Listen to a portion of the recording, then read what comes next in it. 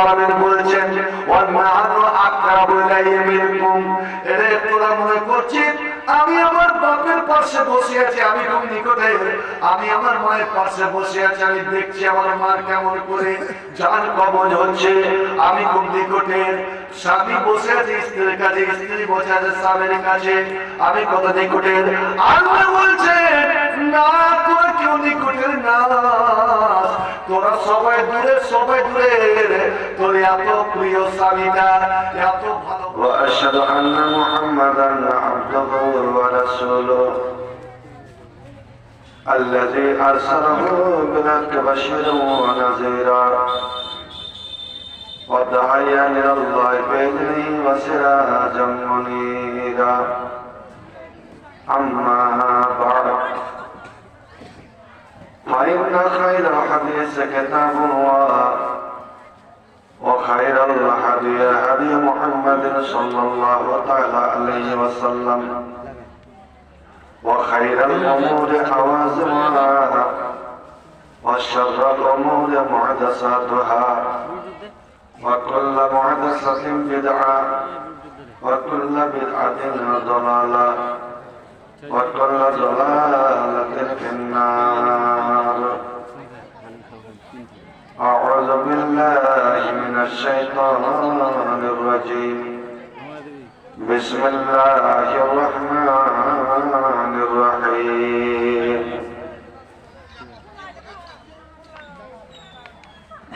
تتجافى جنوبهم عن المضاجع يدعون ربهم خوفا وطمعا ومما رزقناهم ينفقون. فلا تعلم نفس ما أخفي لهم من قرة أعين جزاء بما كانوا يعملون. وقال وما أمروا إلا ليعبدوا الله مخلصين له الدين. وقال النبي صلى الله عليه وسلم إذا جاء أحدكم مسجدا فليصلي ركعتين قبل أن يجلس. وقال ما من مسلم يتوضأ فيسبغ الوضوء ثم يقول أشهد أن لا إله إلا الله وأشهد أن محمدا عبده ورسوله فتحت له أبواب الجنة الثمانية. رب اشرح لي صدري ويسر لي أمري واحلل عقدة من لساني يفقهوا قولي. رب زدني علما ورب زدني علما ورب زدني علما.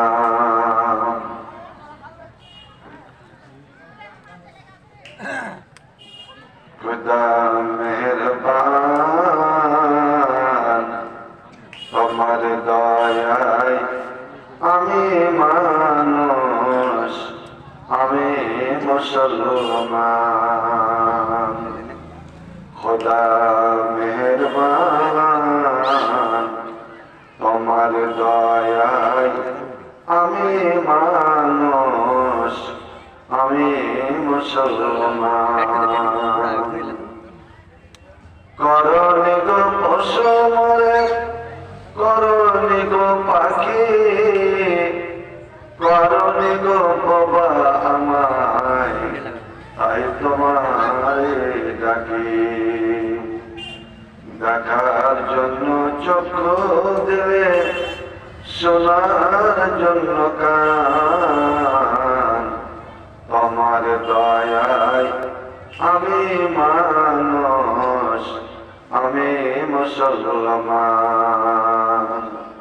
তোমার দয়ায় আমি মানুষ, আমি মুসলমান। আমায় শুধু মানুষ করে দাওনি গো ফেলে ছেড়ে, ইমান ইসলাম দিয়ে ধন্য করিয়াছ মরে পথের দিশার দিলে দিলে পাঠ কোরআন তোমার দয়ায় আমি মানুষ আমি মুসলমান তোমার দয়ায় আমি মানুষ আমি মুসলমান তোমার দয়ার একটি ভাগে আছে জীবন ভরে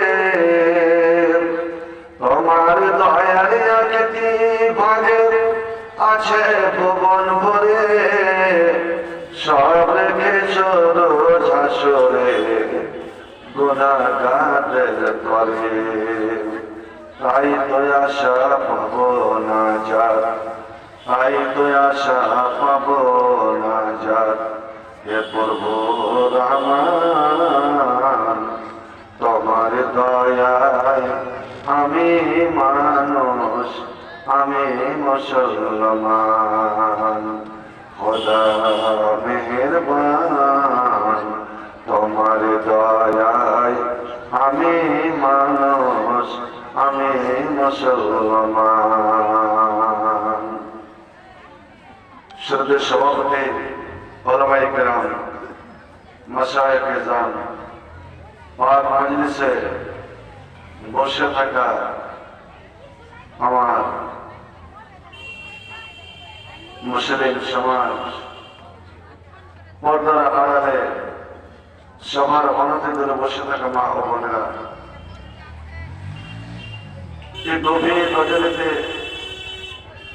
সকলের প্রতি রইল আমার আন্তরিক সালাম শুভেচ্ছা অভিনন্দন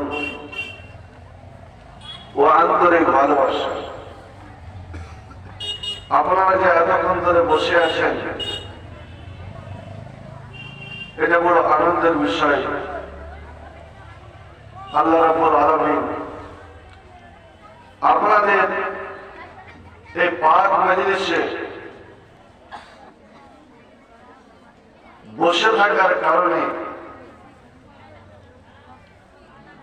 আল্লাহ যেন আপনাদের উপরে খাস রহমত বর্ষণ করে এটাই আমি আল্লাহর কাছে দোয়া করব। আমরা দুনিয়ার সব কিছু সময় দিতে পারবো, কিন্তু আল্লাহর জন্য আমরা সময় দিতে পারবো না। রাত জেগে জেগে আমরা মোবাইলে টিভিতে খেলাধুলা দেখতে পারবো। আমার যুব ছেলেরা মাঠে ঘাটে গিয়ে নৈনা ব্রিজে গিয়ে গভীর রাত পর্যন্ত খেলাধুলা মোবাইলে করতে পারি, কিন্তু আমি যে আল্লাহর সৃষ্টি আল্লাহর মাখলুক, আমার উপরে যে আল্লাহর কতগুলো হক আছে তার জন্য আমি সময় বের করতে পারবো না। এই আল্লাহর জন্য সময় না দিতে পারাই আজ মানুষের জীবনে কোন শান্তি নাই। এত টাকা পয়সা ধন দৌলত জমি জায়গা অন্যান্য বছরের তুলনায় এবার আমন ধান আপনারা কত সুন্দর বাড়ি নিয়ে গেলেন, কিন্তু মনের শান্তি নাই কেন ভাই? মনের শান্তি যদি পেতে চান, জীবনের শান্তি যদি পেতে চান, আল্লাহকে ছেড়ে দিয়ে কেউ কোনদিন শান্তি পায়নি আর পাবেও না। আপনি শান্তি দিতে চান, আপনি ধনী হতে চান, মালদার হতে চান, আল্লাহ রাব্বুল আলামিন নিজে বলছেন, নিজে আল্লাহ আপনার আপনাদের পথ বলে দিচ্ছেন। ইয়া ইবনা আদমা, হে আদমের সন্তান, হে আদমের বেটা বেটিরা, তাফাররাকনা ইবাদাতি, তুমি নিজেকে খালি করো, তুমি সময় বের করো ইবাদাতি, আমার ইবাদতের জন্য, আমাকে ডাকার জন্য তুমি সময় বের করো। যে আমি অমুক টাইমে, এতটা টাইমে আমি 2 রাকাত সালাত আদায় করব, আমি অমুক টাইমে আমি কোরআন তেলাওয়াত করব। কিন্তু আফসোস, বড় আফসোস, প্রত্যেকে নিজের নিজের বুকে হাত রেখে বলুন যে এই জালালপুরের মাটিতে, এই জালালপুরের নর নারী, জালালপুরের ছেলে মেয়েরা কয়জন দিন এবং রাত্রে কোরআন তেলাওয়াত করে থাকে, কোরআন পড়ে থাকে? শুনে রাখুন, কোরআন পড়াটা যদি আপনি পড়তে না জানেন, তাহলে যে কোরআন পড়তে জানে তার কাছে বসে কিছুক্ষণ কোরআন শোনাটা প্রত্যেক মুসলমানের জন্য ফরজ, ফরজ।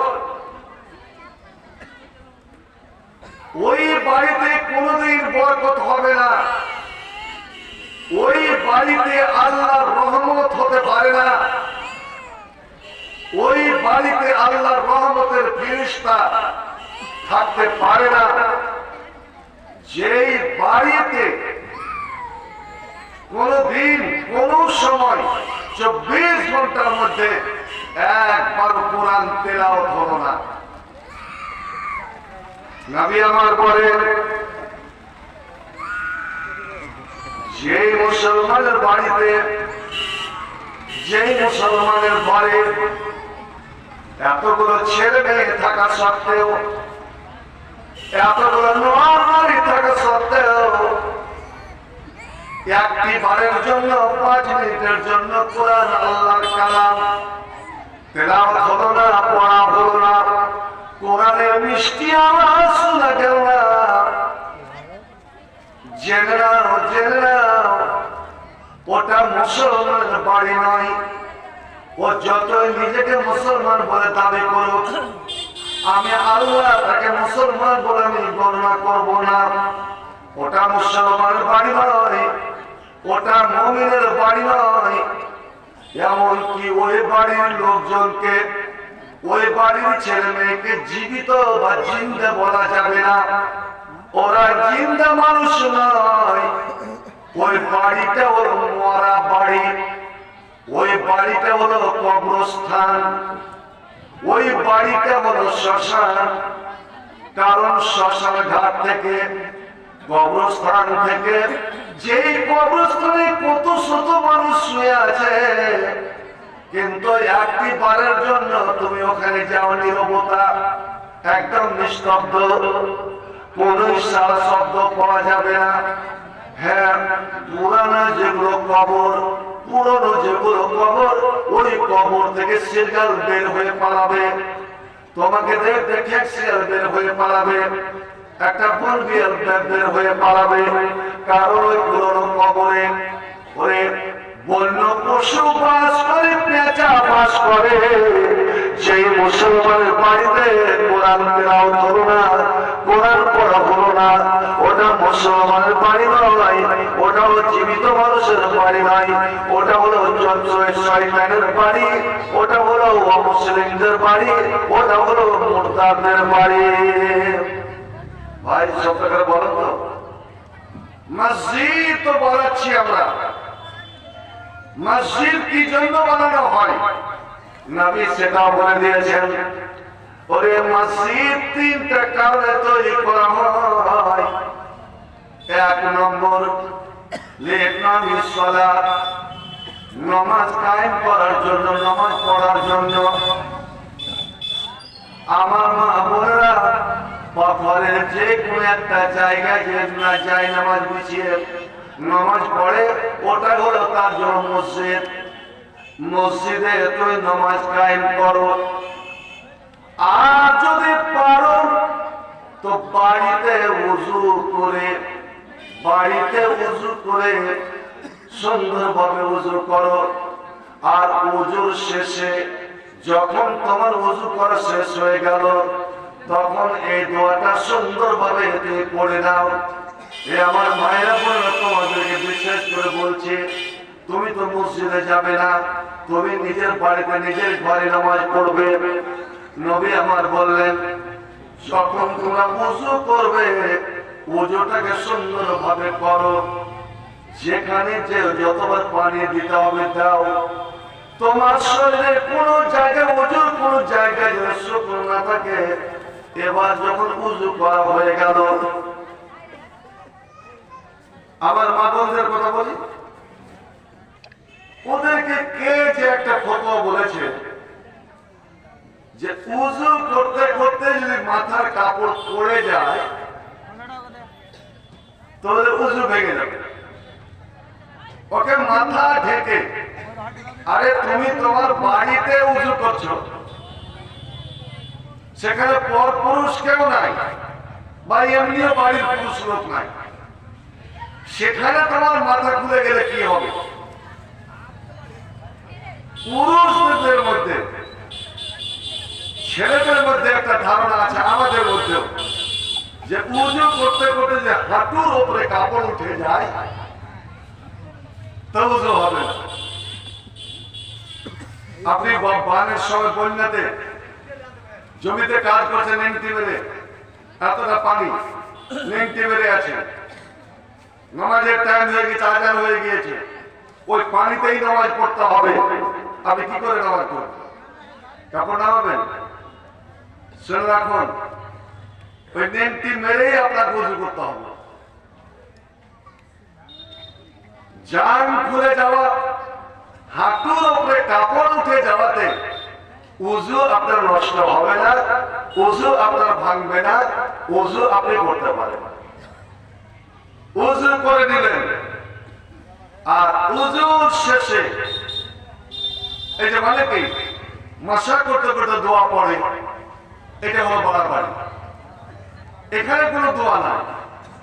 উযু করা শেষ হলো, তখন অল্প পানি নিয়ে আপনি ছেলে হন মেয়ে হন, এইভাবে পানিটা নিজের লজ্জা স্থানে একটু ছিটা দেন, একটু ছিটা দেন। ছিটিয়ে দিয়ে এবার আশহাদু আল্লা ইলাহা ইল্লাল্লাহ ওয়াহদাহু লা শারীকা লাহু ওয়া আশহাদু আন্না মুহাম্মাদান আবদুহু ওয়া রাসূলুহু, এই দোয়াটা পড়ে নাও।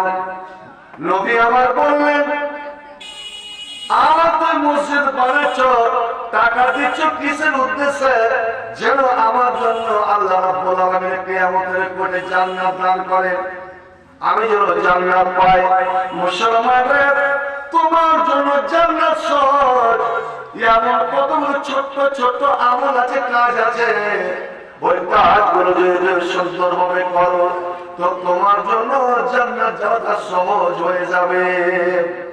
তার মধ্যে একটা, উযুর শেষে যখন আপনি দোয়াটা পড়লেন, আমার নবী বলছেন কিয়ামতের দিন ওই মানুষের জন্য জান্নাতের 8টায় দরওয়াজা খুলে দেওয়া হবে, জান্নাতের 8টায় গেট খুলে দেওয়া হবে।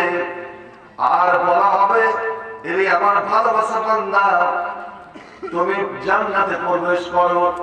এই দেখো তোমার জন্য, তোমার সম্মানের জান্নাতের 8টায় দরওয়াজা খুলে দেওয়া হয়েছে, 8টা গেট খুলে দেওয়া হয়েছে। যেটা তোমার পছন্দ হবে, যেটা দিয়ে তোমার যাওয়ার ইচ্ছা হবে, ওটা দিয়ে তুমি জান্নাতে প্রবেশ করো। উযুকারীদেরকে বলা হবে এই দোয়াটা পড়ার কারণে। মেয়ে ছেলেদেরকে ওদের জন্য 8টা দুয়ার খোলা হবে। এক প্রকারের মেয়ে ছেলে আছে, এক প্রকারের স্ত্রী লোক আছে যাদের জন্য জান্নাতের 8টাই দরওয়াজা, 8টাই দুয়ার খুলে দেওয়া হবে। আর বলা হবে, ও মেয়ে ছেলে, তুমি যেই দুয়ার দিয়ে, যেই গেট দিয়ে ইচ্ছা ওই গেট দিয়ে তুমি জান্নাতে প্রবেশ করো। ওরা কারা? যে মেয়ে ছেলেরা এই 4টা কাজ দুনিয়াতে করবে। কোন মেয়ে ছেলে, কোন ভাগ্যবতী, কোন বড় নসিবওয়ালী যদি এই 4টা কাজ শুধুমাত্র করে যায়, তাহলে তার জন্য এই সম্মান তাজ কি ভয় আমার। এই দুনিয়া, এই ঘর, এই বাড়ি, এই কাজ, এই কাম সব আপনার পড়ে রইবে। ছেলে মেয়ে পুরুষের জন্য, দেওয়ার ভাষণের জন্য তুমি ওই কাজ কাজ কাজ করে গেলে, তুমি সময় বের করতে পারলে না, নামাজ ঠিক টাইমে তুমি আদায় করতে পারলে না। জোহরকে নিয়ে গেলে আসরে, আসরকে নিয়ে গেলে মগরবে, মগরবকে নিয়ে গেলে এশারে, এই নামাজ তোমার কবুল হবে না। হ্যাঁ, কোন কারণে হয়ে গেল ওটা আলাদা ব্যাপার। জেনে শুনে নামাজকে যদি টাইমের নামাজকে বেটাইমে নিয়ে যান, নবী বলেন কোনটা আমল আল্লাহর কাছে সবথেকে পবিত্র, কোনটা কাজ আল্লাহ রাব্বুল আলামিন সবথেকে পছন্দ করেন। তো নবী বললেন আসসালাতু ওয়াক্তিহা, ও ছেলেরা মেয়েরা তুমি নামাজ পড়ো তো টাইমের উপরে, সময়ের উপরে।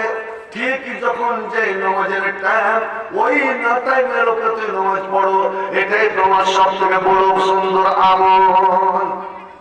সব থেকে ভালো আমল হলো, আল্লাহর নিকটে মকবুল আমল হলো এটাই। তো যেই স্বামীর জন্য, যেই ছেলে মেয়ের জন্য, যেই দেওয়ার ভাষণের জন্য, যেই বাড়ির পাইট মানুষের জন্য তুমি এই নামাজ হয়তো পড়লেই না, বা পড়লে তো টাইম অটাইম করে, বলো কিছু কাজে দেবে? এই ছেলে, এই মেয়ে, এই আত্মীয় স্বজন কেউ তোমার সঙ্গে যাবে, তুমি নিজের জীবনের একবার স্মরণ করো, একবার স্মরণ করো যে আমি এসেছি একাই, যেতে হবে একাই, এসেছি আমি উলঙ্গ হয়ে, ল্যাংটা হয়ে, যেতে হবে আমাকে উলঙ্গ হয়ে। আমি যতই বড় আমির হই, মালদার হই, কোটি টাকার মালিক হই, আমাকে আমার ছেলে মেয়েরা ওই সাদা কাপড়টাই দিবে, অন্য কিছুই আমাকে দিবে না। আমার পুরুষ কাম দিবে না, আমার ছেলে মেয়ে কাম দিবে। আল্লাহ নিজে বলছেন ফালালা ইযা বালাগাতিল হুলকুম ওয়া আনতুম হিনাইযিন তানজুরুন। এ গুল্লাপাড়া মুমিন মুসলমানেরা, এরা তো আসল, তোর বাবার যখন জাকানদানি শুরু হয়েছিল, তোর মায়ের যখন জাকানদানি শুরু হয়, তোর দাদুর যখন জাকানদানি শুরু হয়, তোর নানিদের যখন জাকানদানি শুরু হয়, তোর কোলের ছেলেটা তুই কোলে নিয়েছিলি, ওই ছেলেটার দম আসা যাওয়া করছে। আল্লাহ আল্লাহ, মা বাপ, ছেলে মেয়ে, ভাই বোন, সবাই বাড়ি ভর্তি মানুষ জমা হয়ে ওর দিকে তাকাচ্ছে, ওর কাঁদছে। আল্লাহ এই গড়ি তো সেই গড়ি তো বেরিয়ে যাবে। আল্লাহ রাব্বুল আলামিন বলেছেন মানুষ রে, তুমি কি দেখো না যে যখন ওই তোমার ওই বাবা, তোমার ওই মায়ের, তোমার ওই ভাইয়ের, তোমার ওই ছেলের যখন রুহটা এই গলাতে রুহুর উপরে পৌঁছে যায়, তোর মধ্যে বের হয়ে যাবে। তোমরা সবাই তার দিকে তাকাও, তাকে তোমরা দেখো। দেখতে আছো, কিন্তু দেখতে দেখতে কখন যে প্রাণ পাখি উড়ে গেল, কখন যে রুটা বেরিয়ে গেল, তোমরা কেউ দেখতে পেলে না, কেউ জানতে পারলে না। ও ছেলেরা, ও মেয়েরা, তোমরা সবাই মিলে চেষ্টা করো তো যে রুহটাকে আবার ফিরিয়ে আনবো, আমার মরা মায়ের দেহে সরিয়ে আবার রুহটা ফিরাবো, আমার মরা বাপের দেহে রুহটা ফিরাবো। ওরে না না না, তোমরা কেউ ফিরাতে পারবে না, কেউ ফিরাতে পারবে না। আর ওখানেই যে তোমাদের মধ্যে মালাকুল মউত বসে তোমার আত্মীয় স্বজন রুহটার জানটা কবজ করলো, তোমরা কেউ দেখতে পেলে না। আল্লাহ রাব্বুল আলামিন বলেছেন, ওয়া নাহনু আকরাবু ইলাইহি মিনকুম। এরে তোরা মনে করছিস আমি আমার বাপের পাশে বসে আছি, আমি খুব নিকটে, আমি আমার মায়ের পাশে বসে আছি, আমি দেখছি আমার মার কেমন করে জান কবজ হচ্ছে, আমি খুব নিকটে। স্বামী বসে আছে স্ত্রীর কাছে, স্ত্রী বসে আছে স্বামীর কাছে, আমি কত নিকটে। আল্লাহ বলছে না, তোরা কেউ নিকটে না, তোরা সবাই দূরে, সবাই দূরে। তোর এত প্রিয় স্বামীটা, এত ভালোবাসা পুরুষটা মারা গেল। ওরে স্ত্রীর রাত্রের বেলা যদি মারা যায়, সন্ধ্যার সময় মারা যায়, বর্ষার রাত, বর্ষার দিন, এবার মানুষজন রাত ৯টা ১০টা পর্যন্ত অপেক্ষা করলো, তারপর এরা হলো যে না কাল সকালে মাটি হবে। এবার যদি গোটা গ্রামের মানুষ, এই গোল্লা পাড়ার মানুষ যদি বলে, ও বৌমা, ছেলে মারা গেল, তোমার স্বামী মারা গেল, আজ রাত্রে তোমার স্বামীর পাশে তুমি শুয়ে শুয়ে আজ রাত এই মরাটাকে পহারা দাও, এই মরা স্বামীকে পহারা দাও, তুমি মরা পুরুষকে একটু পহারা দাও, তোমার ছেলেটাকে পহারা দাও, তোমার বাবার পাশে শুয়ে তুমি পহারা দাও। বলুন তো ভাই, সত্য করে বলুন তো, আমার এত সাধের স্ত্রী কি আমি মরে গেলে আমার পাশে শুইবে? না না না, আর কিছুক্ষণ মতো 4 ঘন্টা 5 ঘন্টা রাত আছে, ওরে ও আমার পাশে শুইবে না, ওকে একটু কেন ভয় লাগছে, সবাই তো দূরে যাক, ওই ঘরে একা থাকবে না, তোমাকে একা সুন্দর করে ঢেকে দিয়ে চাদর ঢাকা দিয়ে ওরা অন্য ঘরে শুইবে। মানুষ তবে তুমি কিসের এত অহংকার করো? আল্লাহু আকবার। এবার যদি দীর্ঘদিন অসুখে পড়ে যদি মারা যায়, আর দিনটা যদি গরমের দিন হয়, অল্প কিছুক্ষণ পরে ওই লাশের মধ্য থেকে, ওই লাশ থেকে যে একটু দুর্গন্ধ আসছে, একটু যে গন্ধ গন্ধ ছড়ছে, ওই সাদের স্ত্রী বলবে, ওগো আমার স্বামীকে তাড়াতাড়ি দফন করো, গন্ধ বেরোচ্ছে, আমার ছেলেকে তাড়াতাড়ি তোমরা দফন করো, আমার বাবাকে তাড়াতাড়ি দফন করো, আমার মাকে তাড়াতাড়ি দফন করো। মানুষ রে, তুমি মরে গেলে তোমার কেউ মূল্য দিবে না, মূল্য দিবে না। দুনিয়ার মুখে এখন বর্তমান সমাজে এমন একটা মেয়ে ছেলে ছিল রে ভাই, ওর মতন কোটিপতি, ওর মতন টাকাওয়ালি, ওর মতন সম্মানী নারী এই দুনিয়াতে কেউ ছিল না মানুষের মধ্যে।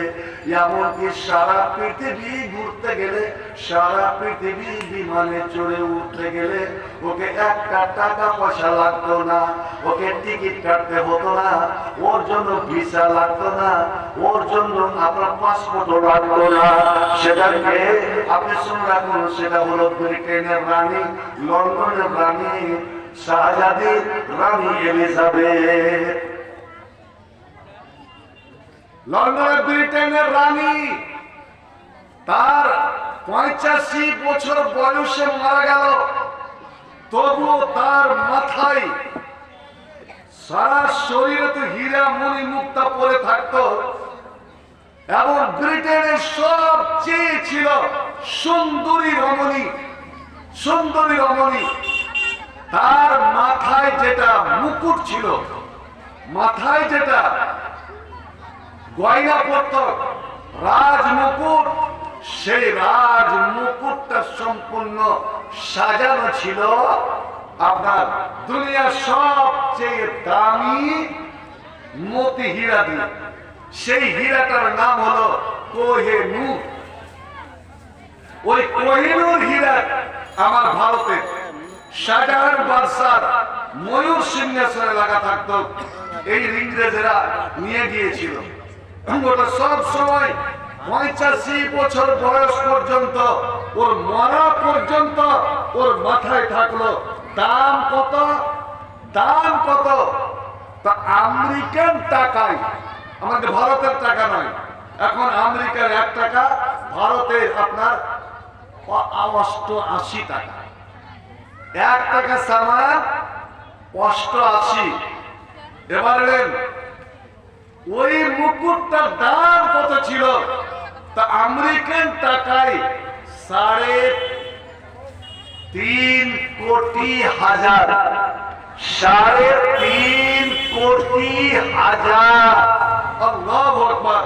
মার্কিন ডলার, আমেরিকান ডলার 3.5 কোটি হাজার মার্কিন ডলারের, অর্থাৎ ভারতীয় টাকা। ওটা যদি ভারতের টাকার হিসাব করা যায় তো কয়েক বস্তা টাকা হবে, বড় বস্তার কয়েক বস্তা টাকা হবে। এত টাকার মূল্যবান মতি যার মাথায় শোভা পেত, আল্লাহ আল্লাহ মরণ তাকে আজরাইলের হাত থেকে বাঁচাতে পারলো না, মালাকুল মউতের হাত থেকে বাঁচাতে পারলো না। ও যখন মরতে পড়লো, দুনিয়ার সমস্ত ডাক্তারকে ওখানে জমা হয়েছিল আর আপ্রাণ চেষ্টা করলো রানীর জীবন, রানীকে বাঁচাতে হবে, যেমন করে হবে বাঁচাতে হবে। আমার আল্লাহ আরো সে বসে বসে যেন হাসছেন, এরে বেকুবের দলেরা, এরে বেহুশের দলেরা, ওরে ফেরাউন এত বড় প্রতাপশালী ছিল রে, ফেরাউনকে আমার হাত থেকে কেউ বাঁচাতে পারেনি, কারোকে বাঁচাতে পারেনি, হামানকে বাঁচাতে পারেনি, শাদ্দাদকে বাঁচাতে পারেনি। আবু জাহেল এত বড় শিয়ানা মাল, তাকে কেউ বাঁচাতে পারেনি। আমি আল্লাহ আমার হাত থেকে দুনিয়ার কেউ রেহাই পাবে না। ওরে যেটা আমি সময় বেঁধে দিয়েছি, যেটা টাইম বেঁধে দিয়েছি, ওই টাইমে 1 মিনিট 1 সেকেন্ড এদিক ওদিক হবে না। সুবহানাল্লাহ। আল্লাহ রাব্বুল আলামিন ওরে তার ক্ষমতা দেখলে দুনিয়ার সমস্ত ডাক্তার গিয়ে ব্রিটেন রানীকে বাঁচাবার চেষ্টা করলো, কিন্তু সবারই প্রচেষ্টা বেকার হয়ে গেল। ঠিক এই সময়ে রানী চিরদিনের মতো চোখ বন্ধ করে নিল। বন্ধুরে আমার, তার রাজমুকুট কেউ দিল না, রাজমুকুট হয়ে গেল। সারা শরীরে যে হীরামণি মুক্তার গয়না পড়েছিল সব করে নিল, পোশাক করে নিল। পোশাক করে নিয়ে হিন্দু হোক বা মুসলিম হোক মুসলমান হোক, ওই সাদা কাপড়, সবাই সাদা কাপড়। মুসলমান মারা গেলে ওই সাদা কাপড় দিয়ে সুন্দর করে শুয়ে উত্তর দক্ষিণ মুখ করে কর্মী মাটির নিচে শুয়ে দেবে। বিনা খালা না হোক অভিয়া নই যখন অবিনা নকরে যখন তারা আল্লাহ বলছেন, যে মাটির উপর দিয়ে তোমরা চলাফেরা করছো, যে গলিতে তুমি বসে আছো, একবার চিন্তা করো, এই মাটি থেকে তোমাকে আমি বানিয়েছি, এই মাটিতেই তোমাকে নিয়ে যাব। কবর যখন তুমি দাও তোমার ছেলে মেয়ে, ভাই বোন, আত্মীয় স্বজনকে, মানুষের তুমি মনে করো যে এই মাটি থেকে আমি এসেছিলাম, এই মাটিতেই তাকে ফিরিয়ে দিলাম। অমিনা লোকের যখন, আর আমি আল্লাহ এই মাটি থেকে আবার তোমাকে আমি বের করব। তো মুসলমানকে মাটিতে শুইয়ে দেওয়া হয়, ওপরে মাটি চাপা দেওয়া হয়। আমার হিন্দু ভাইকে ওকে ওই মাটিতে, আল্লাহ বলছে সমস্ত মানুষ এই মাটিতেই যাবে। ওই হিন্দুকে যদি আগুনে পোড়ানো হয় তবু এই মাটিতে, ওর চিতাটা বানাবে এই মাটিতে বানাবে 3.5 হাতের। এমন লোক করে জমা করে ওখানে তাকে রেখে দিয়ে আগুন ধরিয়ে দিল। এবার সমস্ত যখন পুড়ে ছাই হয়ে গেল, ওই ছাইগুলোকে গঙ্গার পানিতে ভাসিয়ে দিল। পানি তো মাটির উপর দিয়ে ভেসে চলেছে, আর মানুষের সব কিছু পুড়ে যায়। কিন্তু যেখান থেকে আপনার জন্ম শেষ হয়েছে, আপনার সৃষ্টি শেষ হয়েছে, অর্থাৎ আপনার লাভে ওটাকে নিয়ে একটা বাঁশের ক্যাচাতে বলে দিয়ে দেখবেন হিন্দুদেরকে বেশ এতটা পানিতে নিয়ে গিয়ে আল্লাহ রে আল্লাহ, এত সম্মানের বাবা, এত সম্মানের মা, এত সাদের ছেলের ওই মজ্জাটা অস্থিটা, ওই অস্থান মসজিদটা বাঁশের ক্যাচাতে লেপটে নিয়ে এবার এইভাবে মাটিতে গাড়ে, তাহলে মাটিতে গেল কি গেল না? যদি যারা অগ্নি পূজক তারা মাটি দেয় না, কবর দেয় না, তারা ওই লাশকে টেনে দেয়, গাছে বেঁধে দেয়, ও শুকিয়ে শুকে পচে পচে পচে পচে পাখিতে খেয়ে খেয়ে শেষ করে দেয়। বন্ধু আমার পচে সরে গলে এই মাটিতে পড়লো, এই মাটিতে ফিরে গেল কি গেল না? যখন হাড়গুলো শুধু থাকে ওই হাড়গুলোকে কোন বনভূমিতে নিয়ে গিয়ে মরুভূমিতে নিয়ে গিয়ে ফেলে দেয়। এবার মাটিতে গেল কি গেল না? আল্লাহ বলছেন এই মাটি থেকে তুমি হয়েছ, এই মাটিতে তুমি যাবে, আবার এই মাটি থেকে আমি তোমাকে দ্বিতীয়বার উঠাবো, আমার কাছে হাজির করাবো, আর আমি 60-70 বছর জীবন যাবে দিয়েছি, এই জীবনে তোমার আমি হিসাব বুঝিয়ে দিব। হিন্দু হলে খ্রিস্টান হলে কপিনে, খ্রিস্টান হলে কপিনে, মুসলিম হইলে কাপনে, হিন্দু হলে চিতায় পুড়ে ছাই, গৌরব করার নাহি রে কিছু নাই। অমমিন 2 দিনেরই দুনিয়াতে গৌরব করার নাহি রে কিছু নাই।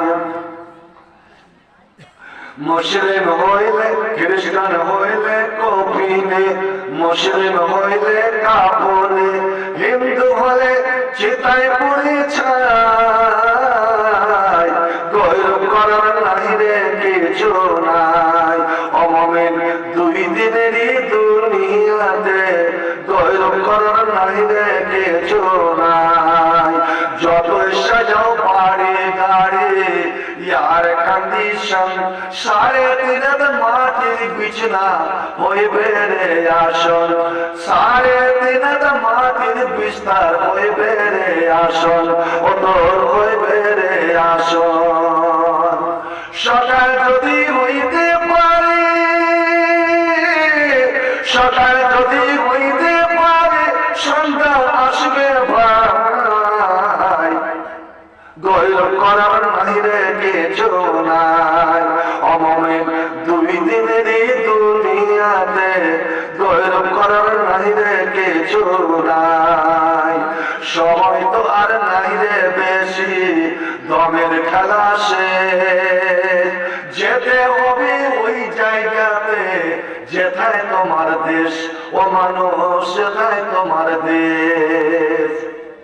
মানব তোমার থাকতে সময়, মানুষ তোমার থাকতে সময়, হিসাব করো তাই, গৌরব করার নাহিরে কিছু নাই। অমানব 2 দিনেরই দুনিয়াতে গৌরব করার নাহিরে কিছু নাই। তোরাকে খাড়া করে পুঁতে দিল ওই রানীকে ওই সাদা কাপড় দিয়ে, এরকম সাদা কাপড়, কোকো সাদা কাপড়ে লেপতে চিতায় জ্বালিয়ে দিল। কেউ গেল কি সঙ্গে? কেউ যাবে? নবী আমার বলেন, এর মানুষ যখন তুই মারা যাও আর তোমাকে মানুষ ঘাড়ে করে বাঁশতলাতে কবরস্থানে যখন নিয়ে যায়, ওই বাঁশ বনে তোকে ফেলে রেখে আসার জন্য তুমি তখন দেখতে পাও, মরা দেখতে পাই, কিন্তু বলতে পারে না। মরা মানুষ জানতে পারে তোমার পিছনে পিছনে তোমার 3টে সাদের জিনিস যায়, 3টে জিনিস তোমার সঙ্গে পর্যন্ত গেল, কবরস্থান পর্যন্ত গেল। সব থেকে তোমার সাথের ছেলে মেয়েরা, মেয়েরা তো নয়, তোমার সাথের ছেলেরা, তোমার আত্মীয় স্বজনেরা, তোমার ভাইরা তোমার সঙ্গে গেল কবর পর্যন্ত। তুমি মনে করেছিলে যে আমার ছেলেরা আমার কবর পর্যন্ত যাবে, কবরের ভিতরে যাবে, আমার কি হবে, আমার ছেলেরা দেখবে। এবার তোমার মাল, তোমার ধন, তোমার সম্পত্তির কিছু জিনিস তোমার সঙ্গে গেল, তুমি মনে করেছিলে এগুলো আমার কবরের ভেতর পর্যন্ত যাবে। অর্থাৎ তোমার খাট গেল, তোমার চৌকি গেল, তোমার বিছানা গেল, তোমার চাদর গেল, তোমার ডোর গেল, বালতি গেল, তোমার কবর পর্যন্ত গেল। তুমি মনে করেছিলে এইগুলোকে কবরের ভেতরে দিবে, আমার বিছানা বিছিয়ে দেবে কবরের ভেতরে, আমার চাদরটা বিছিয়ে দেবে। এক ঠান্ডার দিনে মরেছি, একটা চাদর আমাকে চাপা দেবে। ওরে আমার একটা তোমার সঙ্গে গেল, যেটাকে তুমি কোনো গুরুত্ব দিতে না, যার দিকে তুই ফিরেও তাকাতে না, ওটাই এমন গরিব বন্ধু, এমনই ইয়াতিম বন্ধু, এমনই অসহায় বন্ধু, যে ওই অসহায় বন্ধুটার দিকে তুই ফিরেও তাকাতে না। যখন দেখা হতো মনে হতো তখন একবার কথা বলে নিতে, নাচে ওই বন্ধুর সঙ্গে তুমি কথা বলে থাকে না। এই দুটা বন্ধুর জন্য তুমি তোমার যে জীবন শেষ করে দিলে, তুমি সময় শেষ করে দিলে। এক হলো তোমার ছেলে মেয়ে, তোমার আওলাদ, দ্বিতীয় হলো তোমার মাল, দ্বিতীয় হলো তোমার জমি জায়গা, দ্বিতীয় হলো তোমার টাকা পয়সা। মানুষ এবার তোমার খাটটা যখন পশ্চিমে রেখে কেবলার দিকে রেখে এবার দুইজন কবরে নেমেছে, তিনজন কবরে নেমেছে। নেমেছে তোমার বাপ, নেমেছে তোমার স্বামী, নেমেছে তোমার ছেলেরা, আত্মীয় স্বজনের কবরে নেমেছে। খবরদার খবরদার, মেয়ে ছেলে যদি মারা যায় ওর কবরে কোনো আলাদা মানুষকে নামাবেন না। কোনো মা বোনের কবরে দেওর নামতে পারে না, ভাসুর নামতে পারে না। কোনো মা বোনের কবরে ভালো করে যাওয়ার পরে মানুষ চলে রাখুন। মেয়ে ছেলে মারা গেলে ওই কবরে চাচতো ভাই, মামাতো ভাই, ফুফাতো ভাই, খালাতো ভাই, গ্রামের কোনো ভাই নামবে না রে। কারণ মেয়ে ছেলে ইজ্জতের একটা দাম আছে। একমাত্র বাবার কাছে পর্দা নাই, ভাইয়ের কাছে পর্দা নাই, নিজের ছেলের কাছে পর্দা নাই, স্বামীর কাছে পর্দা নাই। দুনিয়াতে যাদের কাছে পর্দা ছিল না তারাই নামবে। স্বামী যদি বেঁচে থাকে স্বামী নামবে, ওই স্বামী প্রথমে কোলে করবে। মনে করো এর স্বামী তুমি মনে করে নাও, একদিন তোমার হাত ধরে প্রথম দিন বিয়ে হয়ে যখন তোমার বাড়ি এসেছিল আর তোমাকে যখন ঘর দিয়েছিল, ওই বাসর ঘরে তুমি হাত ধরে বাসর ঘরে নিয়ে গিয়েছিলে। বাসর ঘরে গিয়ে প্রথমে মেয়েদের স্ত্রীটা তোমাকে সালাম দিয়েছিল, তুমি সালামের উত্তর দিয়ে তার মুখ একবার উদান করে দেখেছিলে। ও প্রিয় তোমার ভালোবাসা করে সম্বন্ধ করেছিলে, বলে প্রথম রাত তুমি তার হাত ধরেছিলে, আর আজ জীবনের শেষ মুহূর্তে তুমি তাকে কোলে করে তোমার ওর আসল ঘরে তুমি শুয়ে দাও। সুবহানাল্লাহ, এই তো তোমার জীবন। বাপ তুমি তোমার ছেলে মেয়েকে তুমি কোলে করে শোয়াও। আরে ছেলেরা, আজ তোমার মা তোমার বাবা তাকে কোলে করে তুমি শোয়াও।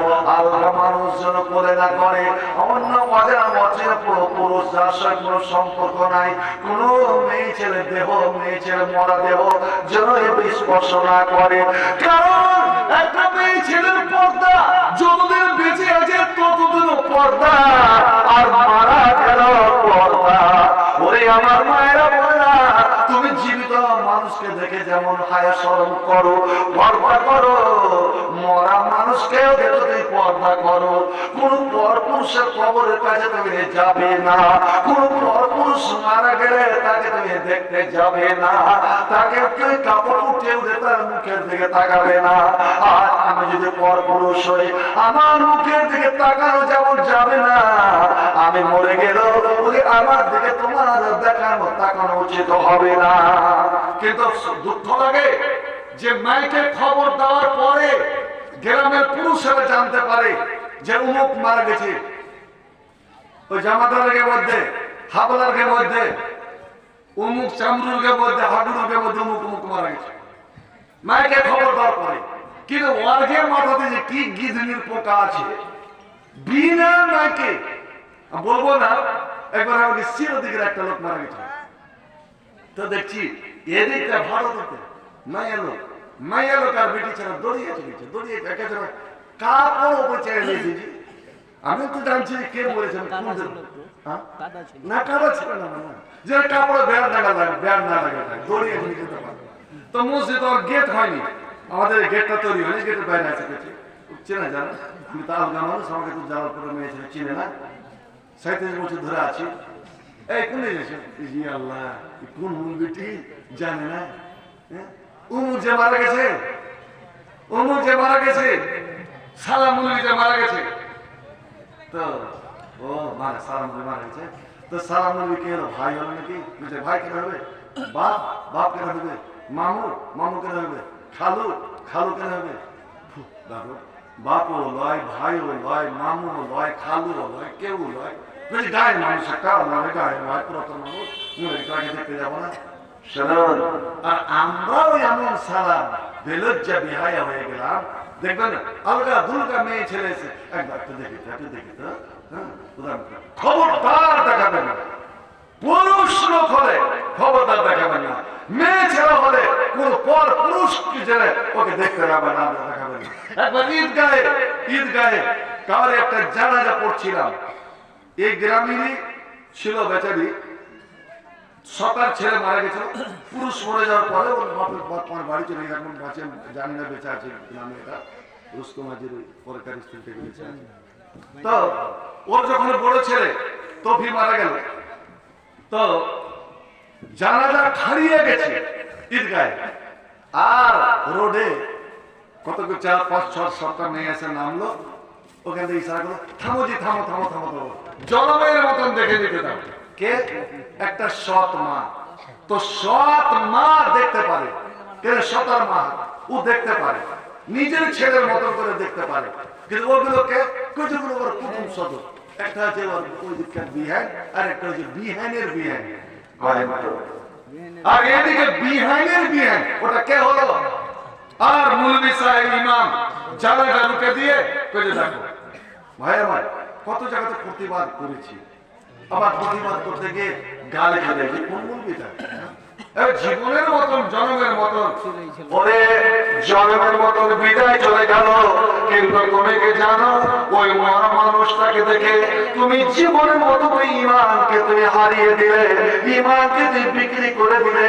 আর যখন মানুষের মধ্যে থেকে ইমান চলে যায়, এ মানুষ তোমার কোনো মূল্য নাই, কোনো মূল্য নাই। আল্লাহু আকবার। কারণ মুমিন ছাড়া, ইমানদার ছাড়া আল্লাহর জান্নাতে কেউ যাবে না। আর তুমি যদি মুমিনের ঘরে জন্ম নিয়ে, মুসলমানের ঘরে জন্ম নিয়ে যদি জান্নাত অর্জন না করতে পারো, জান্নাত না পাও, তবে তোমার জীবন আর একটা কুকুর শুকুরের জীবন, একটা জীবজন্তুর জীবনে কোনো ফরক নাই, কোনো ফরক নাই।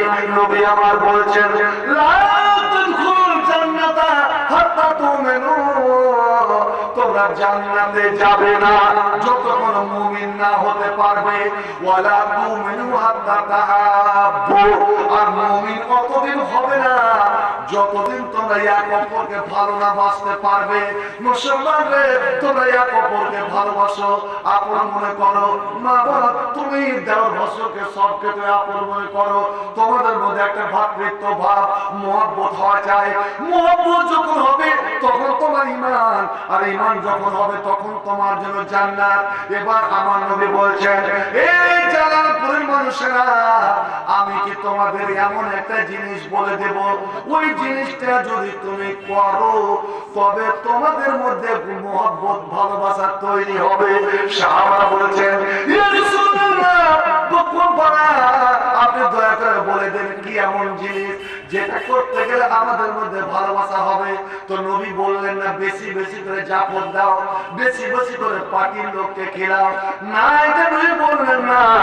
নবী বললেন, ছোট হোক বড় হোক, চিনার হোক অচিনার হোক, জানা হোক অজানা হোক, ছেলে হোক বা মেয়ে হোক, ওরে যার সঙ্গে যখনকার দেখা হবে আফসোস সালাম, তখন তাকে তুমি সালাম দাও, সালাম দাও, বেশি বেশি করে সালাম দাও।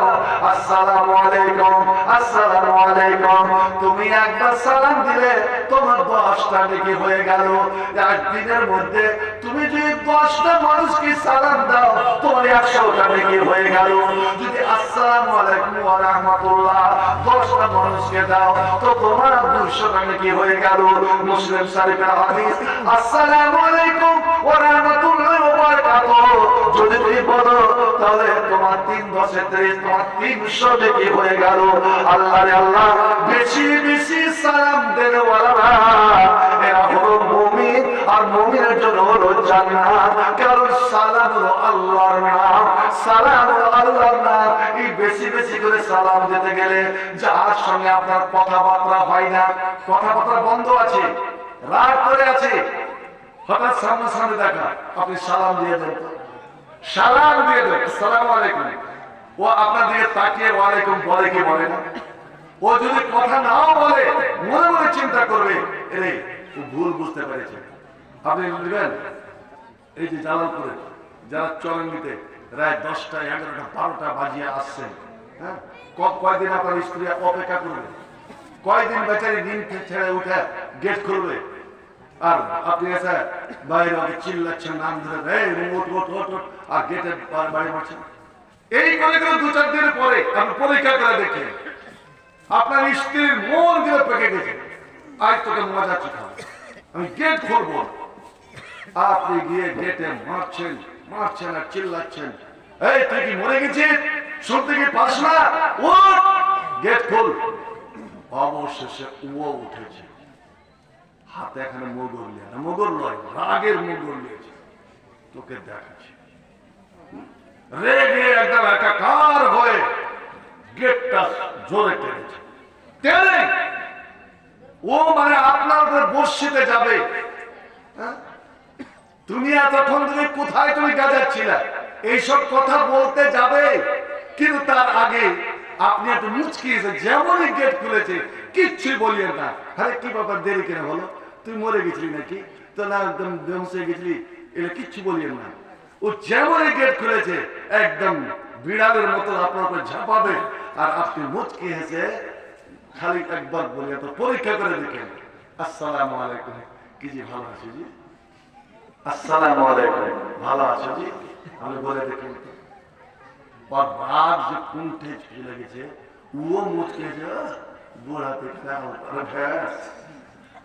একটু ভালো করে কথা বলতে সালাম দিচ্ছি, চলে গেছে রাগ চলে গেছে কেন? আল্লাহর নাম, সালাম হলো আল্লাহর নাম, আল্লাহর এই নামে এতই মধু মাখা, এতই মিষ্টি মাখা, ওরে আল্লাহ রে আল্লাহ সমস্ত শক্ত জিনিসকে নরম করে দেয়।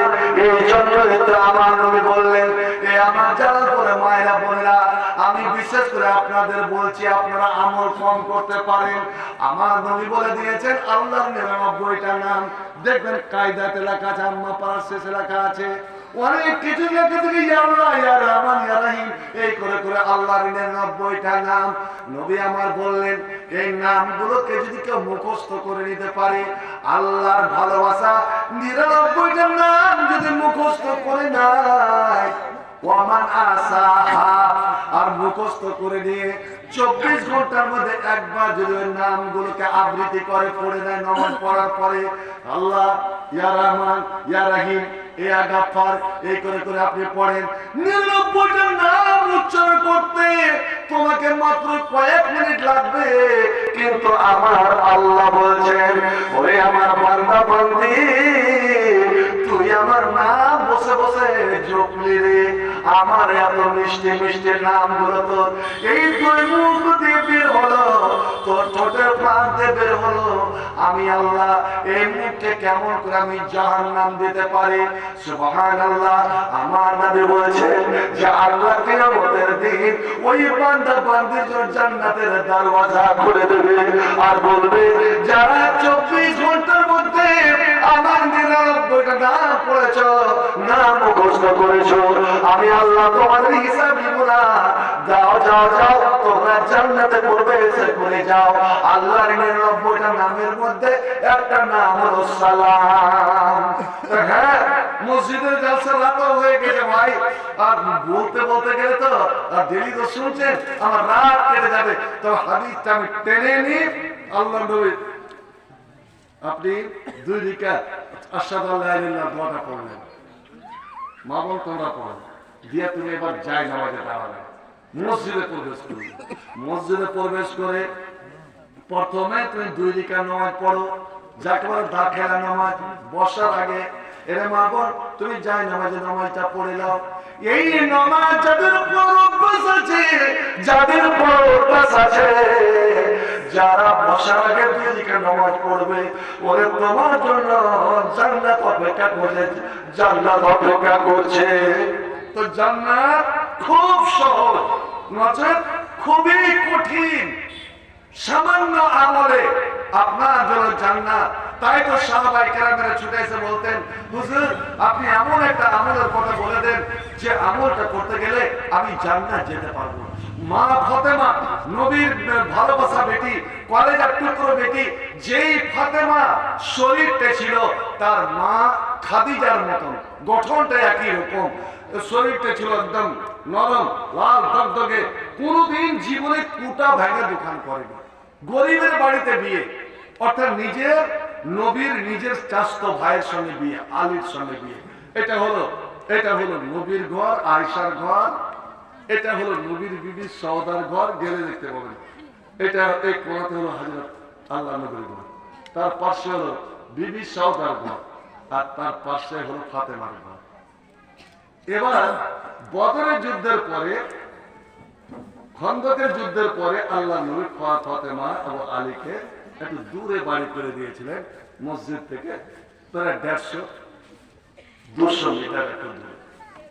বাড়িটা দেখলাম দাঁড়িয়ে দাঁড়িয়ে আল্লাহ এখান থেকে ফাতেমা যেত হাসান হোসেনকে কোলে করে, আর প্রত্যেক দিন ফজরে নবী নামাজ পড়ে ফাতেমাকে দেখতে আসতেন এখানে।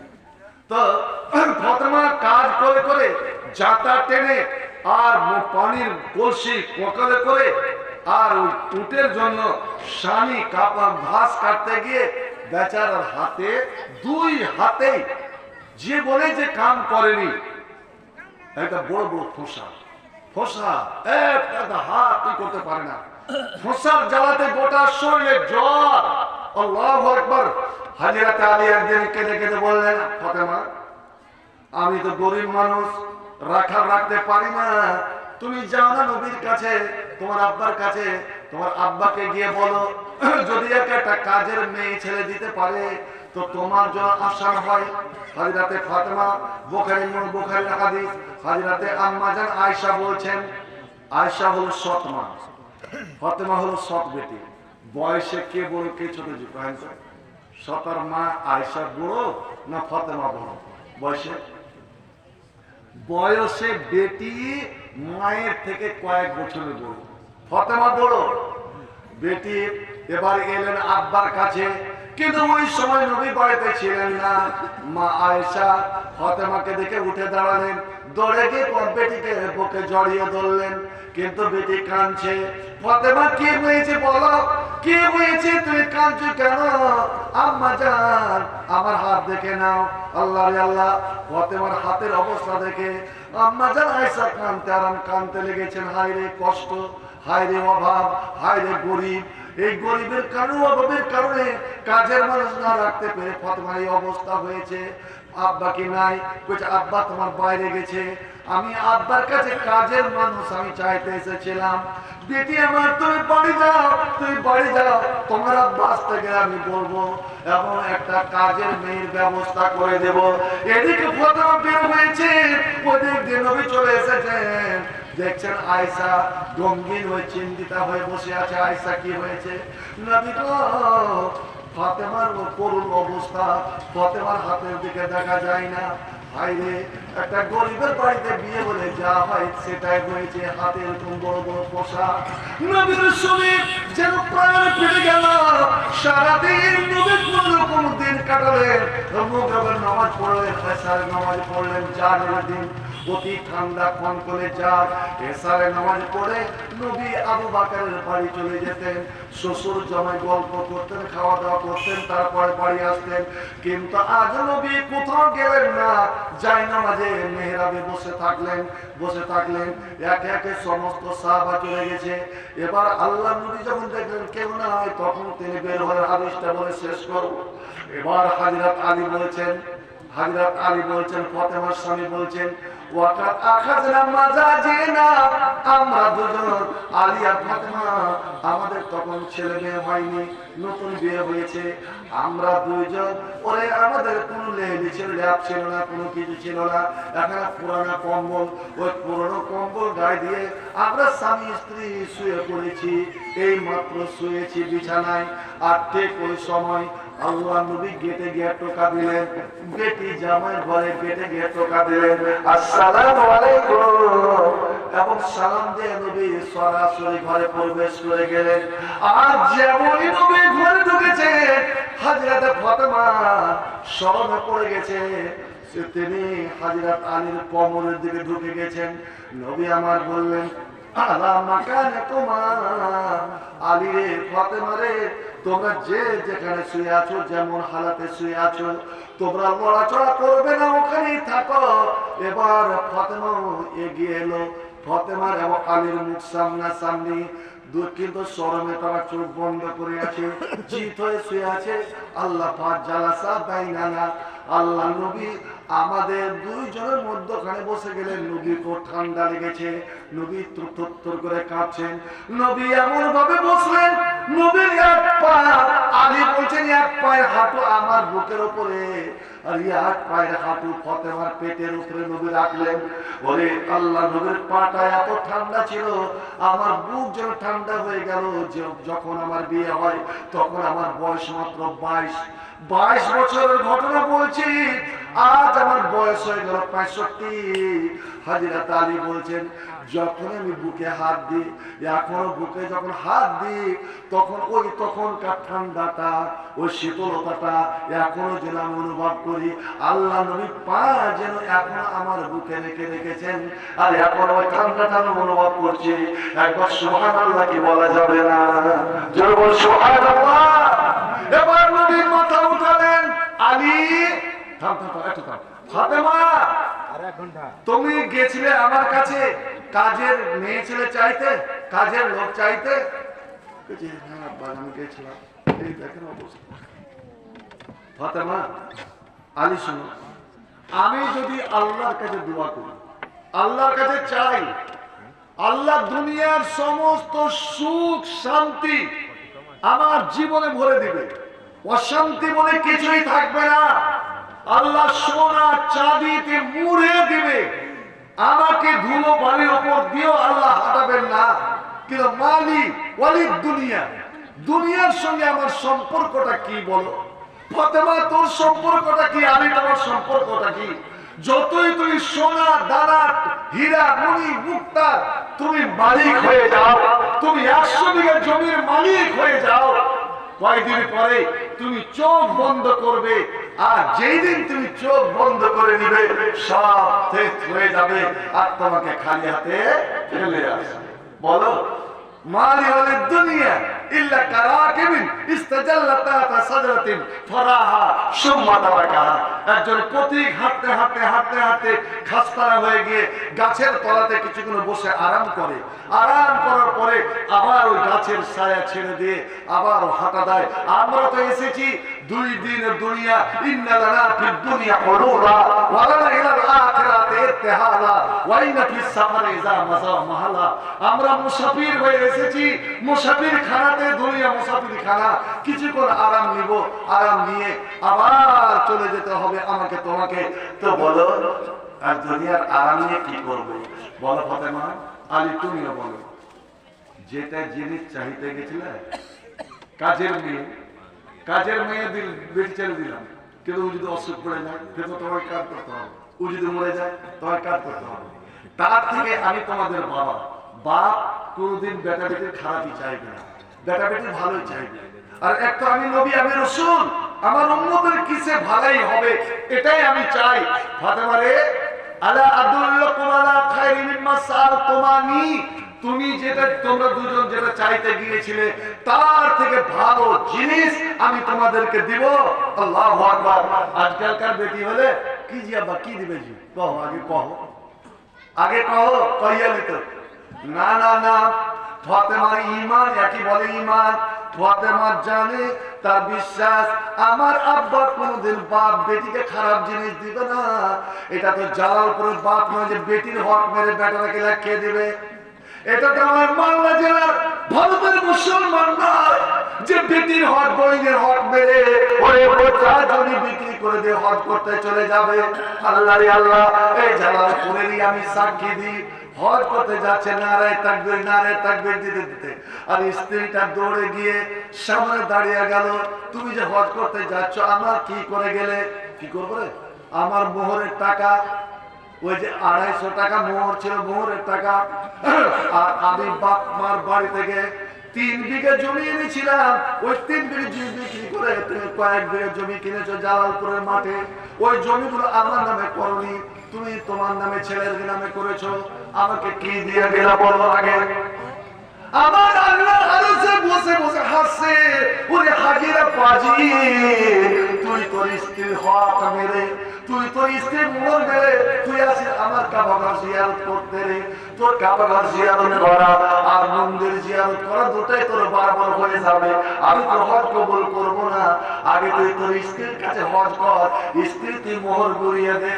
ও তখন বলছে আমি যে মোহর দিয়ে গেল, কি মোহর দিলে? কইছে আমি যে 4টে বেটা তোকে দিয়ে গেল, এই 4টে বেটাই তোর মোহর। একটু মারে কি মারে না? এটা মোহর। মহর পাখি যেদিন এসে করবে না ডাকাতি, থেমে যাবে জীবন তোমার, বন্ধ হবে আঁখি, ওরে মন থেমে যাবে জীবন তোমার, বন্ধ হবে আঁখি।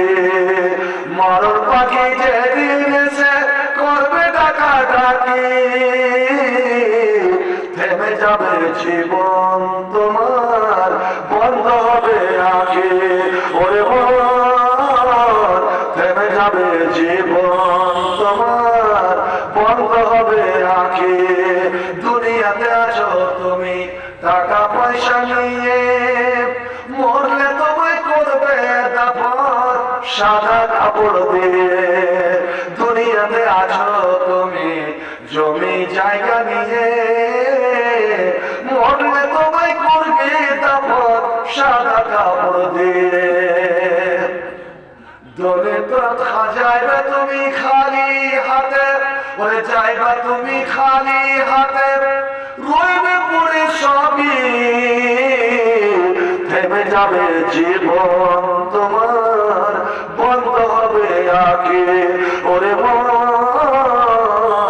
রোদ থেমে যাবে জীবন তোমার, বন্ধ হবে আঁখি। নেকির ঝুড়ি কলো ভারী, সময় তো আর নাই, মরণ পাখি ডাক দিলে রে রবে না উপায়। নেকির পাল্লা কলো ভারী, সময় তো আর নাই, মরণ পাখি ডাক দিলে রে রবে না উপায়। খাঁচা ছেড়ে উড়ান দিলে, ওরে খাঁচা ছেড়ে উড়ান দিলে কেমনে তারে ধরি, থেমে যাবে জীবন তোমার, বন্ধ হবে আঁখি, থেমে যাবে জীবন তোমার, বন্ধ হবে আঁখি। 2 মিনিট ছিল, শুধু 2 মিনিট। ফাতেমা, তোমাকে আমি খুব ভালো জিনিস দিব, যেটা চাইতে গেছে তার থেকে ভালো। কুলনা বালা ইয়া রাসূলুল্লাহ, আলী আর ফাতেমা একসঙ্গে বলে উঠেছেন অবশ্যই ইয়া রাসূলুল্লাহ, অবশ্যই দিন, ভালো জিনিস, আমরা প্রস্তুত আছি। এবার বলছেন মা বোন ভাগ্যের সঙ্গে তোমরা একটা কেউ যদি আমল করতে পারো, আপনারা তো বলে যাচ্ছি কখন যে কে মারা যাবে। এই জালালপুরেই রাত্রে শুয়েছে, সকালে উঠে না, পুরুষটা ওকে বারবার, স্ত্রীটা যে বারবার ডাকছে, উঠে, এবার হিলিয়া দেখছে তো নাই, মরে গেছে। অতএব পারবেন একটা জিনিস কাজ করতে, যখন বিছানায় শুইতে যাবেন, বিছানায় যখন ঘুমাতে যাবেন তো উযু করে ঘুমাবেন। যারা উযু করে ঘুমায়, আপনি যে সকাল পর্যন্ত ফজরের আযান পর্যন্ত ঘুমাবেন, আপনার 2 পাশে ডানে বামে 2 জন ফেরেশতা বসে বসে সারা রাত আপনার জন্য দোয়া করে।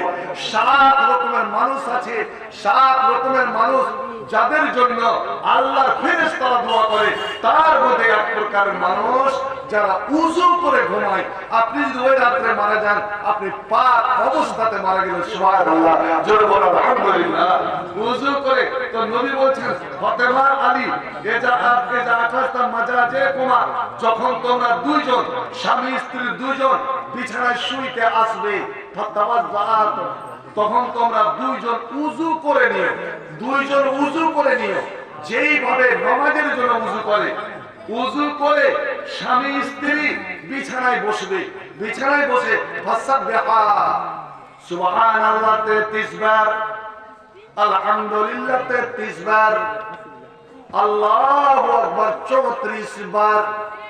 আর নামাজ পড়ার পরে প্রত্যেক নামাজের পরে সুবহানাল্লাহ কয়বার জি? উত্তর আপনারা দেন। নামাজের পরে যে তাসবিহ পড়েন সুবহানাল্লাহ কয়বার পড়তে হবে? 33। আলহামদুলিল্লাহ, আল্লাহু আকবার 33, 99 হলো। 100 পুরা করলে কি বলে? লা ইলাহা ইল্লাল্লাহ ওয়াহদাহু লা শারীকা লাহু, এটা বলে 100 পুরা করে। এটা হলো নামাজের, ভালো করে মনে রাখেন।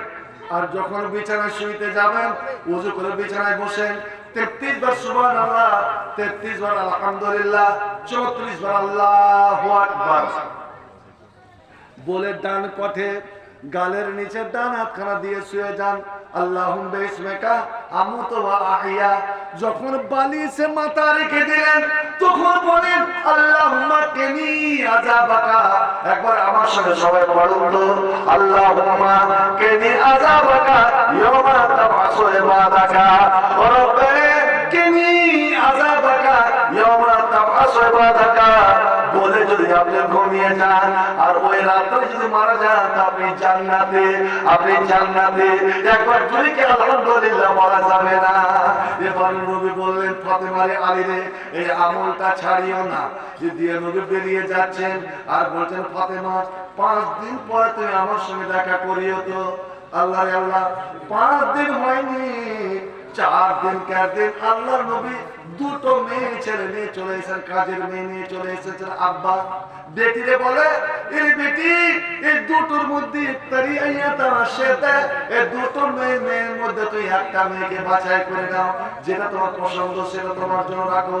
হাজরাতে ফাতেমা মুচকে মুচকে হাসতে লেগেছেন আর হেসে এমন ভাবে হাসিয়েছেন যে বাবার মনটা বড় হয়ে গিয়েছে, জিটা ভরে গিয়েছে। আব্বা জান আর কাজের মেয়ে লাগবে না, কাজের মেয়ে দেওয়া লাগবে না। আব্বা জান আপনি এমন মন্ত্র এমন দোয়া শিখিয়ে দিয়ে গিয়েছেন। আব্বা সেই দিন থেকে আমল শুরু করেছি। আব্বা এই হাত দেখেন, হাতের একটা নিশানা নাই, একটা ফোঁসা নাই, একটা দাগ নাই। আব্বা কি বলবো, কোন কাম করতে আর ভারী মনে হয় না। এর আমার মায়েরা বোনেরা তোমাদের বলে যাদের বাড়িতে বেটি নাই, বেটা নাই, বউ নাই, কিছু নাই, একাই তোমাকে কাজ করতে হয় আর পাঁচ মানুষের কাজের চাপ। তোমাকে আমি বলে দিলাম এই আমলটা তুমি করো, কোন কাজ তোমার ভারী হবে না। এটা যেন আল্লাহর পথ, আল্লাহ তরফে গায়েবী মদত হবে। তুমি জাদা ঘুরাবে মতো জাদা নাই, তুমি জাদা যদি ঘুরাও তো মনে হবে জাদা না তুমি হাত দিয়ে আছো, আপনার আপনি জাদা করতে আছে। ওরে মুমিন বান্দা যখন আল্লাহ হয়ে যায় আল্লাহ সব কিছুর ব্যবস্থা করে দেয়, সব কিছুর ব্যবস্থা করে দেয়। কেউ যদি বিছানায় শুয়ে সময় 33 সুবহানাল্লাহ, 33 আলহামদুলিল্লাহ, 34 আল্লাহু আকবার যদি পড়ে আর ওই রাতে যদি মারা যায় ও জান্নাতে। আবার বিছানায় শুয়ে শুয়ে যদি আপনি এই দোয়াটা পড়ে দিতে পারেন, আল্লাহুম্মা আসলামতু ওয়াজহি ইলাইক ওয়া ফাওয়াদতু আমরি ইলাইক ওয়া জাতু জারি ইলাইক রাগবাতান রাহবাতান ইলাইক লা মালজা ওয়া লা মানজা মিনকা ইল্লা ইলাইক আল্লাহুম্মা আমানতু বিকিতাবিকা আল্লাযী আনজালতা ওয়া বিনাবিয়িকা আল্লাযী আরসালতা। এই দোয়াটা পড়ে তো জান পথে মুখ কিবলা দিয়ে মুখ করে শুয়ে যাও। নবী আমার বলছেন ভাই মিথ্যা লাইলাতাকা মিথ্যা আলাল বিতরাতে। এরে আমার উম্মত ওই রাতে যদি তোমার মরণটা হয় তোমার মরণ হবে ঈমানের উপরে, তুমি জান্নাতি হয়ে মারা গেলে। আর যদি বেঁচে যাও সকালে তুমি আযান শুনে যদি উঠো আলহামদুলিল্লাহিল্লাযী আহয়ানা বাদা মা আমাতানা ওয়া ইলাইহিন নুশুর বলে উঠলে তুমি সারাদিন কাম করো, সারাদিন মাঠে ঘাটে যাও, তোমার আল্লাহ তোমার দেখাশোনা করবে। সুবহানাল্লাহ। তো ভাই জান্নাত খুব সহজ আর জান্নাত খুব কঠিন। আমল করে। তবে আমি ওই হাদিসটা আমার মামুন তো বলতে পারি যে আমরা যে 4টা কাজ, যে মেয়ে ছেলে 4টা কাজ করবে ওর জন্য জান্নাত ফ্রি। শুধু বলে দিই, এই যা সাল্লাত খামসা, এ আমার মায়েরা বেশি কিছু করতে হবে না, 5 ওয়াক্তের নামাজ টাইমে তুমি পড়ো। এই যা সাল্লাত খামসা, টাইমে তুমি নামাজ পড়ো, এতে কাউরে কোনো কিছু শুনিও না। ওয়াসামা সাহারাহা, রমজান মাসে রোজা তুমি সুন্দরভাবে পালন করো। ওয়াসামা সাহারাহা ওয়াতাত বালা, তুমি পুরুষের সামনে সবসময় মাথা নত করে থাকবে। পুরুষকে গরম কথা, পড়া কথা শোনাবে না। পুরুষে তুই নাফরমানি করিও না, পুরুষে তুমি খেলাপ কাজ করিও না। ও আসার ফর জাহাদ, এটাই হলো সবচেয়ে বড় জিনিস। এই মেয়ে ছেলে, তুমি বলে তোমার পুরুষের সম্পত্তি, তোমার পুরুষের জমি, তোমার পুরুষের গাড়ি, তোমার পুরুষ ছাড়া অন্য কেউ যেন তোমাকে ছুঁইতে না পারে। ওরে যার নামের গাড়ি ওই গাড়ি ড্রাইভ করবে, যার নামের জমি ওই জমি চাষ করবে। অন্য তোমার স্বামী আছে বিদেশে, তোমার স্বামী আছে দিল্লি, বোম্বাই, পাঞ্জাব, কাশ্মীর, কেরালাতে এত কষ্ট করে খাটে কিসের জন্য? তোমার সুখের জন্য, তোমার ছেলে মেয়ের সুখের জন্য। আর তুমি মগের মুলুক পেয়ে গেলে ও টাকা দোকান থেকে দিয়ে পাঠাচ্ছে, আর তুমি ওই টাকা এদিকে তোমার অন্য কতগুলো বন্ধু আছে। বলে আমার হয়েছে মা বলতো এত খেয়াল হয়ে যেও না। তুমি তোমার ইজ্জত তোমার পুরুষের জন্য হেফাজত করো, তোমার শরীরে হেফাজত করো তোমার পুরুষের জন্য। ওয়াসারা ফারজাহা, যে নিজের শরমগা, নিজের লজ্জা স্থান, নিজের শরীরে হেফাজত করলো। ও মেয়ে ছেলে, এই 4টা কাজ করো। 5 ওয়াক্তের নামাজ টাইমে, রমজান মাসে রোজা তুমি পূর্ণ করো, এবং স্বামীর সেবা করো, স্বামীর খিদমত করো, স্বামীর ইতাআত করো। খবরদার স্বামীর সঙ্গে রাগারাগি করে বিছানতে আলাদা করে দিও না, বিছানতে উঠে যেও না। তুমি যদি বিছান থেকে উঠে যাও তো আল্লাহ ফেরেশতা তোমার লানত করে, আল্লাহ লানত করবে। ওরে সমস্ত মুমিনের লানত, আর আল্লাহ ফেরেশতা জানবে লানত, সে কোনদিন জান্নাতে যেতে পারবে না। এ আমার প্রিয় মামা, ওয়াসারা ফারজাহা, আর তুমি তোমার ইজ্জতের হেফাজত করো। দুনিয়াতে এই 4টা কাজ করে যেতে পারো তো কিয়ামতের দিন আল্লাহ তোমার জন্য জান্নাত তাগির করে দিবে, আর বলবে ফাল করে জান্নাতা, ওরে তুই জান্নাতে যাও। মিন আইয়া আবওয়াবিল জান্নাতে সেতে, ওরে আমার বান্দি, ওরে আমার পিয়ারি, যেটা গেট তোর পছন্দ হবে ওই গেট দিয়ে তুই স্বচ্ছন্দে জান্নাত চলে যা। আল্লাহ যেন আমাদের সকলকে তৌফিক দান করেন ইসলামের পথে চলার। আচ্ছা ভাই আমার, আলহামদুলিল্লাহ আলহামদুলিল্লাহ, 30 পারা কোরআন এই জালালপুরে কত বয়স্ক মানুষগুলো আছে জি।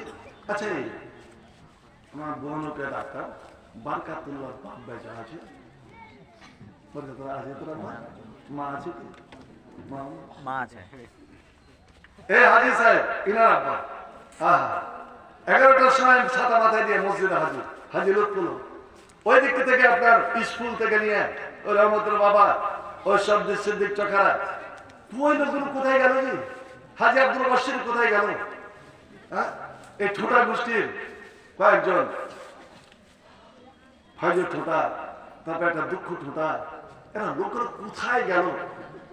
ওই আসল নামটা কি দারুল দারুল করবে জার্জিস, এ লোকগুলো কই? ওই মোড়ের মাথার গুলো কই? হাজি আব্দুল হক কই? ভাই আমার, আজ তাদের বেটা বেটি পোতা পতি দুনিয়া জুড়ে আছে। তাই একবার করে বলি আল্লাহ রে, এই জালালপুরের কাকে কতটা মানুষ কার মাটি দেয় আমি তার হিসাব করতে পারবো না। আর আমাকে যে কারা মাটি দেবে, কে মাটি দেবে, এটা তো আল্লাহ তোদের লিখে রেখেছে। তো তুই আজ একটা কাজ করতে পারবে, নগদ বাকি আল্লাহ এবার মাঠ বড় ফসল দিয়েছেন। এরকম আগ্নি ধান যারা কোনদিন পেয়েছেন, এবারের মতো আগ্নি ধান যে জয়া ধানকে ফেল মারাবে, লাইন শাকার কুল্লা আজিয়ে দান না কর, তোরা শুকর গুজারি কর, আমি আরো তোদের বাড়িয়ে দিব। 30 পারা কোরআন, 30 পারা কোরআন, 30 জন মুসলমান, আমার মা বোন ভাই বাবাদেরকে নিয়ে বলছি, নিজের মা বাপ যারা মারা গেছেন তাদেরকে মনে করে এই কোরআন পড়ে কেউ যদি দোয়া করে, কোরআন শুনে যদি কেউ মা বাবা আত্মীয় মরাদের জন্য দোয়া করে, আল্লাহ তার দোয়া কবুল করবেন। আজ আপনি এক পারা কোরআনের দাম দিতে পারবেন আল্লাহর ঘরের জন্য, নগদে হোক বাকিতে হোক, এক পারা কোরআনের দাম আমি 30 জন মুসলমান, আপনি এখান থেকে যাবেন আর মনে মনে বলবেন আল্লাহ কোনদিন মা বাবার জন্য দোয়া তো করতে জানিনি, দোয়া করিনি, কিন্তু আজ মৌলানার কথায় বিশ্বাস করে তোমার উপরে ইয়াকিন করে আল্লাহ এক পারা কোরআনের দাম আমি দিয়ে আসলাম।